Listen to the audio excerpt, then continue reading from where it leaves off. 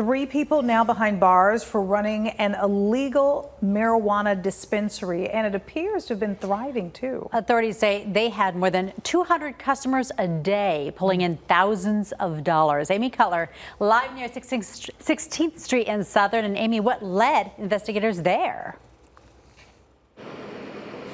Well, the sheriff's office tells us that they received a tip from the Department of Health Services. Health Services says someone contacted them about this business, Corporate Smoke, just behind us here, saying that they didn't believe that this dispensary was licensed, and it turns out that that person who initially reached out was right.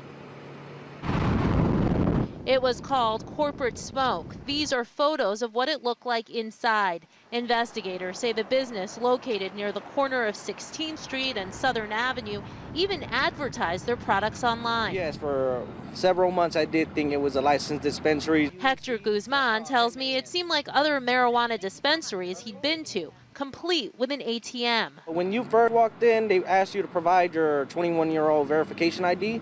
Then they asked you to wand you down real quick with a metal detector, and then they asked you to look up at a camera. Deputies say Corporate Smokes was likely in business for a year. Court documents show they serviced anywhere from 200 to 400 people a day, likely taking in over $20,000. The sheriff's office raided the business Friday, arresting 3 people: Corey Cashman, James McCoy, and Alicia Simpson. Investigators say Simpson oversaw the drug operation.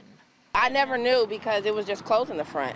Authorities say it looked like a normal store in the front, but in the back, that's where they seized weed, mushrooms, and other drugs, along with 4 guns. Cashman and Simpson made bond. We hope to get their side of the story. We stopped by their homes. No one answered.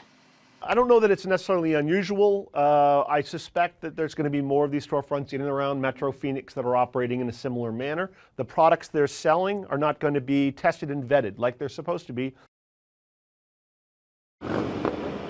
And that is the part of the concern for authorities. Another part of the concern was they say Corporate Smoke had an armed security guard. Bringing guns into an illegal drug operation just isn't safe, and that's why authorities are urging anyone who believes a dispensary might be operating illegally to contact the Department of Health Services. Live in Phoenix, Amy Cutler, Arizona's Family.